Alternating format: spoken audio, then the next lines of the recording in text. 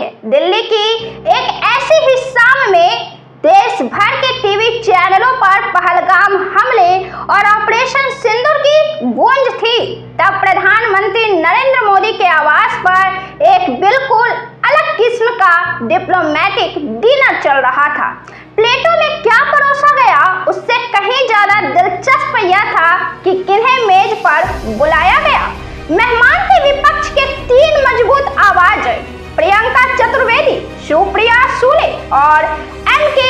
कनिमोझी। वे 3 चेहरे जो संसद से लेकर टीवी डिबेट तक मोदी सरकार पर हमलेवर दिखती है और मोदी सरकार की धज्जियां उड़ा डालती है। लेकिन इस रात वे सिर्फ विपक्षी नेता नहीं थी, बल्कि भारत की डिप्लोमेटिक ब्रांड एम्बेसडर बनकर लौटी थी। यह मुलाकात महज औपचारिक नहीं थी, इसमें रणनीति भी थी, सियासत भी और संदेश भी। पाकिस्तान के आतंकी चेहरे को दुनिया के सामने बेनकाब करने का जो काम भारतीय सेना ने ऑपरेशन सिंदूर के जरिए सीमा पर किया, उसे संसद के भीतर और अंतर्राष्ट्रीय मंचों पर इन महिला नेताओं ने अंजाम दिया। और अब वापसी पर मोदी ने उन्हें डिनर डिप्लोमेसी के जरिए राजनीति की शतरंज पर एक नई चाल के तौर पर इस्तेमाल किया है।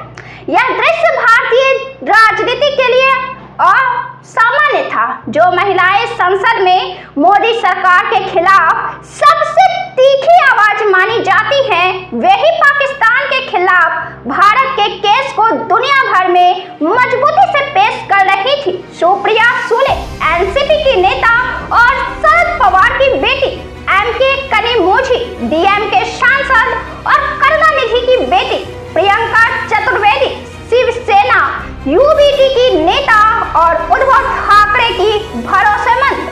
मोदी सरकार के खिलाफ इनकी आवाज संसद से लेकर सोशल मीडिया तक गूंजती रही है और मोदी सरकार की धज्जियां उड़ाती रही है। लेकिन यही तीनों जब दुनिया के ताकतवर देशों के नेताओं से मिलकर पाकिस्तान के खिलाफ भारत का पक्ष रखती हैं, तो यह विपक्ष और सत्ता के बीच एक नई किस्म की सियासत की शुरुआत लगती है। प्रधानमंत्री मोदी ने सिर्फ इन्हें प्रतिनिधि मंडल में शामिल नहीं किया, बल्कि सुप्रिया सुले और कनिमोझी को डेलीगेशन की अगुवाई करने की जिम्मेदारी भी सौंपी। यह दिखाने के लिए काफी था कि इस बार भारत आतंकवाद के खिलाफ सिर्फ सैनिक या कूटनीतिक नहीं, बल्कि सर्वदलीय और सर्वसमावेशी जंग लड़ रहा है। डिनर डिप्लोमेसी में खास बात यह थी कि प्रधानमंत्री मोदी ने व्यक्तिगत रूप से इन तीनों से मुलाकात कर उनके अनुभव सुने। कनिमोझी ने पीएम मोदी को तमिल संस्कृति का प्रतीक अंगवस्त्र भेंट किया, जिसे पीएम ने आदर के साथ स्वीकारा।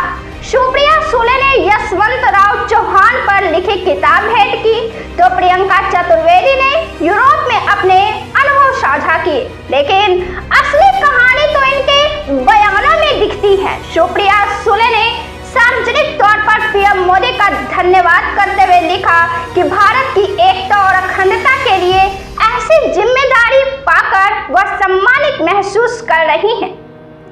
प्रियंका चतुर्वेदी ने भी पीएम मोदी से मुलाकात को उत्साहवर्धक बताया। ये बयान विपक्ष और सत्ता पक्ष के बीच की खाइयों को कुछ देर के लिए भरते हुए नजर आया। सुप्रिया सुले के नेतृत्व में कतर, दक्षिण अफ्रीका, इथियोपिया और मिस्र की यात्रा करने वाला प्रतिनिधिमंडल भारत का संदेश साफ लेकर पहुंचा। पाकिस्तान आतंकवाद का गढ़ है और इसे वैश्विक मंच पर अलग थलग करने की जरूरत है। सुप्रिया ने यह भी कहा कि भारत सरकार को अब इस वैश्विक पहल को आगे बढ़ाना चाहिए। सुप्रिया का यह बयान भारत सरकार की कूटनीति के लिए ताकतवर संदेश था, क्योंकि यह विपक्ष के ही नेता की ओर से आया था। जब विपक्ष खुद पाकिस्तान को दुनिया के लिए खतरा बता रहा हो, तो भारत का केस कहीं ज्यादा मजबूत हो जाता है। कनिमोझी ने रूस, स्लोवेनिया, ग्रीस, लातविया और स्पेन की यात्रा की और हर मंच पर भारत का पक्ष मजबूती से रखा।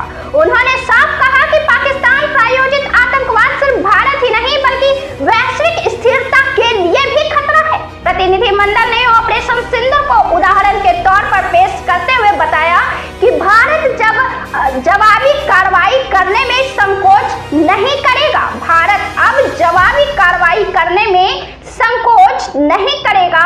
कनिमोझी की छवि तमिलनाडु की एक प्रखर विपक्षी नेता की रही है, लेकिन विदेश में भारत के लिए उनकी आवाज सत्ता और विपक्ष के विभाजन से ऊपर उठकर राष्ट्रीय हित की आवाज बन गई।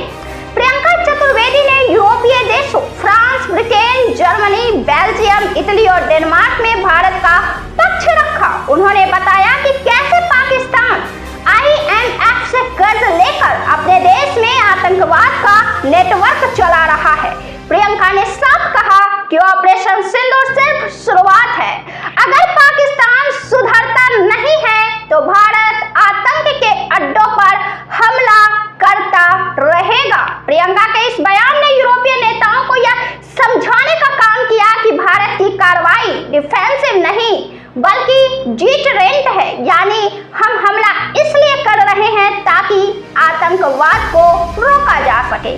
पीएम मोदी ने इस डिनर डिप्लोमेसी के जरिए एक तीर से कई निशाने साधे हैं। पहली बात तो यह है कि पाकिस्तान के खिलाफ अंतर्राष्ट्रीय समर्थन जुटाने में विपक्ष को भी साथ खड़ा कर दिया। दूसरा, विपक्ष के भीतर भी उन चेहरों को जगह दी जो अक्सर सरकार के खिलाफ मुखर रहते हैं, जिससे अंतर्राष्ट्रीय मंच पर भारत की छवि एकजुट दिखी। तीसरा, घरेलू राजनीति में विपक्ष के भीतर एक वर्ग को केंद्र के साथ खड़ा करने का प्रयास हुआ।